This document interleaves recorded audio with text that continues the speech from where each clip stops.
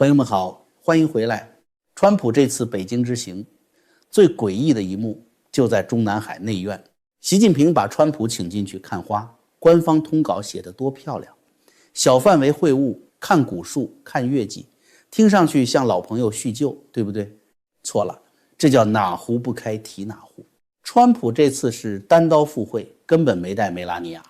习近平最聪明的做法就是4个字：公事公办。你没带夫人，咱们就在钓鱼台西装革履谈关税，台湾、伊朗、经贸，冷冰冰的把场面糊弄过去。可习近平偏不，他偏偏把川普请进中南海内院。钓鱼台是外交场，中南海内院是什么？那是主人把客人请进了自己的地盘。好，那最扎眼的问题就来了，主人出来了，女主人呢？没有。偌大的中南海内院，习近平陪着川普看月季，看古树，镜头里跟着的是谁？2位翻译，唯独没有这场半私人礼遇里最该补齐画面的那个人，彭丽媛。这就叫政治裸奔。更要命的是，当初习近平邀请的可是川普和梅拉尼亚2口子，可川普这头老狐狸根本不接招，梅拉尼亚不来。有人说彭丽媛是不是病了？别急着替他们圆场，几天前他还可以一身盛装会见联合国教科文组织总干事，低风险的文化外事他能出来。可到了川普这里，到了最需要女主人补画面的生死关头，他偏偏消失了。这就是政治雷区。根据爆料，彭丽媛从去年就被监视居住，让他出来他才能出来，没有必要就不让他出来。主要是他牵扯到李克强的案子，也牵扯到马兴瑞的案子，需要审查。更狠的是，川普前一天已经把考卷递到习近平脸上了。他公开邀请习近平夫妇9月24日访问白宫，结果第2天，习近平把川普请进中南海内院，彭丽媛没有出现，这等于当着全世界交了一张白卷。所以9月24日，习近平去不去，彭丽媛出不出现？如果他还是出不来，或者习近平干脆找借口不去，那就是向全世界亮出一张病危通知书。中南海内部已经有人能按住这张女主人牌，川普这一招毒就毒在这里。他不是当场掀桌子，他是把桌子摆到9月24日，让全世界一起看习近平这套权力机器到底还能不能把自己老婆带出场。朋友们，把你们对9月24日的判断打在评论区。认为彭丽媛绝对出不来的打1，认为中南海会找个蹩脚借口继续拖的打2。咱们就看这张中南海空椅子到底会空到哪一天。如果说中南海内院那场没有女主人的赏花，只是撕掉了一层薄薄的遮羞布，那么接下来咱们就要正式踏进这次川习会真正的深水。咱们先来看一场官方通稿里绝不敢写，却在天坛后台真实爆发的权力风暴。中共的新闻联播是怎么粉饰太平的？2国元首在天坛祈年殿进行了亲切友好的单独会晤。根据北京核心圈的情报，川普和习近平在祈年殿上的一刻钟，恰恰是中共建政以来最恐怖、最让人窒息的场景。没有翻译之外的任何第3人在场，所有的中方高官，所有的安保人员全被死死挡在台阶下面。而这2位大国元首的西装里面竟然都鼓鼓囊囊的穿着重型防弹衣。川普穿防弹衣那是防中共的黑枪，可最高层堂堂中共党魁在自己的首都，在自己的皇家祭坛上居然也要裹着防弹衣。他防的是谁？他防的恰恰是他自己身边的那些将军，那些政敌，那些随时可能在背后射出复仇子弹的中央警卫局大内侍卫。就在这极度猜忌的一刻钟，台阶下面火药桶直接炸了。中方摆出天朝上国的谱，想强行切断美国总统的安全防线。结果呢，美国特勤局的大汉根本不吃中南海这一套，面对阻拦，美方特工抡起重拳出击，直接把中共的保镖劈倒在地。美国人还破口大骂垃圾，打狗还得看主人呢。发生了这种主权受辱、血溅遇到的天大事件，中南海那位是怎么做的？他不但没有替禁卫讨半句公道，反而痛骂自己人，成事不足败事有余。看着中南海里这帮人为了权力机关算尽，狗咬狗，咱们普通人现在最该干什么？保重身体，好好活着，留着这副好身板，亲眼去见证这座红墙彻底崩塌的那一天。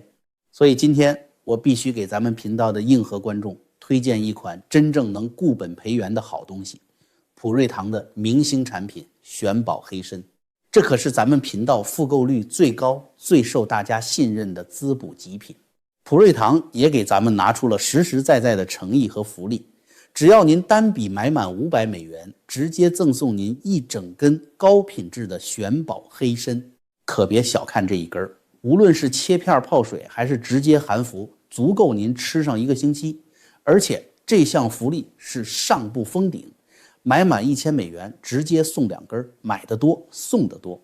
大家在结账的时候千万记得输入咱们频道的专属优惠码 JF， 不仅能享受专属优惠，而且全球包邮，直接给您安安全全的送到家门口。购买链接已经放在视频下方的置顶评论区了，感谢大家一直以来的信任和支持。好，咱们言归正传。天坛后台验出了习近平连安保主权都握不稳。那么回到谈判桌上呢，咱们来把中共那份自欺欺人的官方通稿放在案板上彻底切碎。通稿里说，双方在涉台问题上充分交换了意见。什么叫充分交换了意见？翻译成大白话就是，习近平在会议室里拍了桌子，要美国让步，结果川普压根没搭理他。习近平现在最需要的根本不是什么经贸协议，而是一个对内交代的战利品。他要告诉党内和军队，我在台湾问题上没软。可结果呢？会后，美国国务卿卢比奥直接出来补了一刀，美国对台政策没有改变。这一刀把习近平想拿美国让步回国充胖子的迷梦扎了个透心凉。台湾问题他没拿到面子。咱们再往下看，通稿又说，双方同意共同维护中东和平稳定。听起来冠冕堂皇，对不对？大原则上不让伊朗拥核，习近平当然可以点头。但美国要的是你点头吗？美国要的是你中共到底怎么切断伊朗的资金流，怎么停买伊朗的原油。一到这步实质性动作，中南海就集体装聋作哑。为什么？因为习近平还做着东升西降的大梦，他还指望着拿伊朗、俄罗斯当反美的战略缓冲区，所以伊朗问题大原则有了，硬动作完全没有。台湾谈崩了，伊朗谈僵了，最核心的战略底线全部落空。那最后能摆在桌面上当遮羞布的，只剩下的什么？就是经贸。大家仔细看官方通稿里最包藏祸心也最绝望的一句话，致力于构建未来3年乃至更长时间的稳定期。这句话必须用放大镜看，翻译成政治黑话根本不是什么战略互信，这是习近平向川普跪求的一张3年缓刑通知书。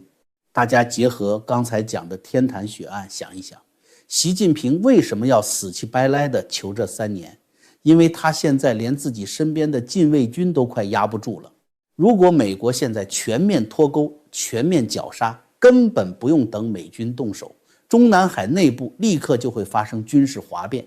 这3年根本不是什么战略发展期，这是他住进政治 ICU 里强行插管保命的续命期。所以你再回头看中方最后的陪同名单里，蔡奇管场子，王毅管传瞎话，为什么必须带上何立峰？因为这场会谈战略上全盘皆输，唯一能落到纸面上的只有何立峰手里的那个钱袋子。而川普这次带来的那帮人呢？马斯克、波音、花旗、高盛、黑石，通稿里吹嘘美国企业高度看好中国市场。别以为这帮华尔街的大鳄是来送温暖的，他们就像一群在天空盘旋了很久的资本秃鹫，死死盯着这家号称世界第2的经济体，就是要亲手摸一摸老习这具政治僵尸到底凉透了没有，看看中共的门还能不能开。看看未来3年有没有便宜的破产资产可以抄底。资本怕的就是权力崩溃带来的不确定性。天坛后台失控，内院连个女主人都端不出来，台湾没松口，伊朗没断奶，这些底牌一掀开，华尔街心里比谁都清楚，这地方可以看，可以签点空头支票，但绝对不能把身家性命重仓押回中国。朋友们，很多人看到这里可能会长舒一口气，觉得哎呀，不管怎么说，习近平好歹是把川普糊弄走了，好歹签了几张经贸大单，这3年缓刑期算是让他给骗到手了。中南海似乎又苟延残喘地度过了一次危机。如果你真的这么想，那我只能说太不懂共产党这种集权机器的死亡规律了。集权体制的崩塌从来都不是死在敌人的炮火下，而是死在领导人自以为最安全、最沾沾自喜的那个所谓破冰时刻。翻开厚重的历史，你会发现历史这个残酷的编剧从来都不会写什么新剧本。今天在中南海红毯上发生的这一切，在30多年前的莫斯科曾经以一模一样的剧本，1比1的镜头，无比残忍地预演过。时间倒回1991年7月17日，英国伦敦阴雨绵绵，著名的兰卡斯特宫门前停下了一辆防弹的苏制吉尔高级轿车，车门打开，走下来的是谁？是当时地球上另一个超级大国的最高主宰，苏联总统米哈伊尔·戈尔巴乔夫。那时的戈尔巴乔夫表面上看依然是不可一世的红色沙皇，他手里握着几万枚核弹头，麾下有400万红军，他的克格勃特工遍布全球。可是当他走进兰卡斯特宫，面对以美国总统老布什为首的 G7 西方领导人时，他的掌心却在疯狂冒着冷汗。为什么？因为苏联的经济已经彻底烂透了，莫斯科的货架空空如也，老百姓连一块发霉的面包都买不到，各个加盟共和国的离心力已经到了压不住的边缘。戈尔巴乔夫这次来伦敦根本不是来做大国外交的，他是来要饭的。他卑微地向西方提出了一个庞大的苏联版马歇尔计划，他祈求老布什能立刻给他1000亿美元的救命钱，来稳住国内即将爆炸的政治高压锅。结果呢，老布什和西方领导人们西装革履，满脸堆笑地陪着他拍了合影，还发表了热情洋溢的联合声明。但是老布什冷冰冰地告诉他，我们支持你的改革，但我们不能开空头支票，1分钱硬通货都没给。西方只给了他几句口头上的支持，以及一点点可怜的技术援助。可是走投无路的戈尔巴乔夫是怎么做的？他竟然把这口头上的敷衍当成了巨大的外交胜利。他回到莫斯科，得意洋洋地对党内高层宣布，看，我赢得了西方的理解，西方不会抛弃我们，我们争取到了宝贵的战略喘息期。可是朋友们，西方是没抛弃他，但他的自己人呢，仅仅过去了1个月，也就是1991年8月18日的下午，在克里米亚的弗罗斯别墅，正在海边度假的戈尔巴乔夫突然发现自己房间里的所有通讯线路在一瞬间全部被切断。紧接着，几名面色铁青的将军和克格勃高官推门而入，直接没收了他的核按钮密码箱。震惊世界的819政变爆发了，把他软禁起来的是谁？正是当时站在他身后，天天对他歌功颂德的亲密战友，苏联国防部长亚佐夫、克格勃主席克留奇科夫、内务部长普戈，是这群被称为紧急状态委员会的8个最高权力核心。他们为什么反？因为在强硬派看来，戈尔巴乔夫去伦敦向西方乞讨，对西方妥协的行径，是对红色帝国最无耻的背叛。西方没给钱，反而彻底暴露了最高领袖的软弱和无能。这群党内的大佬们觉得，既然你已经是个废物，那我们就只能换个司机来开这辆破车了。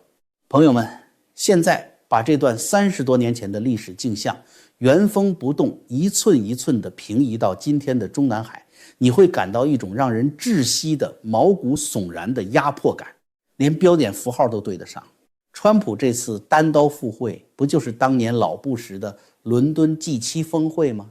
习近平在中南海内院点头哈腰，祈求那个未来3年的稳定期，不就是戈尔巴乔夫当年跪求的1000亿救命钱吗？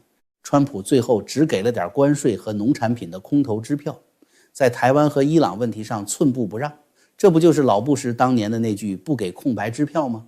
可是最细思极恐的缝合点在哪里？大家回想一下我们刚才讲的天坛祈年殿的阶梯下面，中共中央警卫局的大内侍卫为什么非要跟美国特勤局死磕？你真的以为那只是底下的奴才不懂规矩擦枪走火吗？你太低估中共内部残酷的政治斗争了，那是中共体制内的强硬派、军方以及情报系统的实权派在借题发挥，他们在用这种几乎是抗旨不遵的激烈动作，向正在祈年殿顶上和川普交底的习近平表达极度的愤怒和绝望。他们在借着砸美国人的车来砸习近平的场子。在那些中共强硬派看来，你习近平天天喊着东升西降伟大复兴，结果美国总统跑到北京来，连老婆都不带，对你极尽羞辱。而你呢，为了求那3年的缓刑，你连起码的尊严都不要了，你躲在防弹衣里，连皇城的规矩都守不住，你还有什么资格坐在一尊的位子上？大家再看看今天中南海内院里陪着习近平陪笑脸的那3个老男人，蔡奇、王毅、何立峰，你看这3个人的身影像不像1991年发动政变的那个紧急状态委员会？今天他们能乖乖跟在你身后当账房先生，明天当中国的经济大盘彻底崩盘，当基层的维稳机器彻底发不出工资的时候，谁敢保证切断中南海通讯线路的？不会是蔡奇。谁敢保证没收核按钮密码箱的？不会是中央警卫局的倒戈将领。历史的齿轮正在无情地咬合。习近平自以为在中南海内院演了一出老朋友相会的戏码，自以为拿到了一张经贸掩护下的3年缓刑单，但他根本不知道，当川普的专机腾空而起，离开北京的那一瞬间，真正的死神已经在红墙内部悄悄亮出了镰刀。当年戈尔巴乔夫被软禁的时候，他的妻子赖莎好歹还陪在他的身边，陪他度过了最恐怖的黑海之夜。可今天呢，习近平在中南海的内院里，连自己的夫人彭丽媛都端不出来，他的权力已经被架空到了何等凄惨的地步，比1991年的戈尔巴乔夫还要绝望10倍、100倍。中美关系所谓缓和而欢呼雀跃的理中客们，那些还在帮中共算经济账，以为那几单大豆和波音飞机就能给集权续命的幻梦者们，可以彻底醒醒了。这场看似风光的北京大戏，是一场各怀鬼胎的黑市交易。在这场交易里，从来就没有赢家，只有一具垂死挣扎的政治僵尸和一群在天上冷眼旁观，随时准备下来分食腐肉的资本秃鹫。川普在国宴上大张旗鼓地抛出那张9月24日访美的邀请函，你真的以为他是好心？这是在给中南海内部所有的野心家、所有的强硬派吹夺权的冲锋号。他是在用极其阴毒的阳谋逼迫这个黑箱里的所有人。倒计时已经开始了，你们到底是跟着这个昏招连连，连老婆都保不住的一尊一起死，还是在9月之前自己动手换一个能去华盛顿赴宴的新主子？这是一场正在我们眼前全景直播的末路狂奔。你真的以为习近平跪求来的那3年缓刑期能挡得住中共经济基本盘的全面大崩溃吗？你真的以为连几朵月季花都遮不住的内院裂缝还能被官方通稿里的几句瞎话糊弄过去吗？你真的以为一个连自己最贴身的大内侍卫被当众爆头都只能忍气吞声，甚至大骂自己人扫兴的懦弱独裁者，还能压得住手底下那群如狼似虎的骄兵悍将吗？今天咱们就一起来做这个残酷历史的见证人，请把你们最真实的预判狠狠地打在评论区。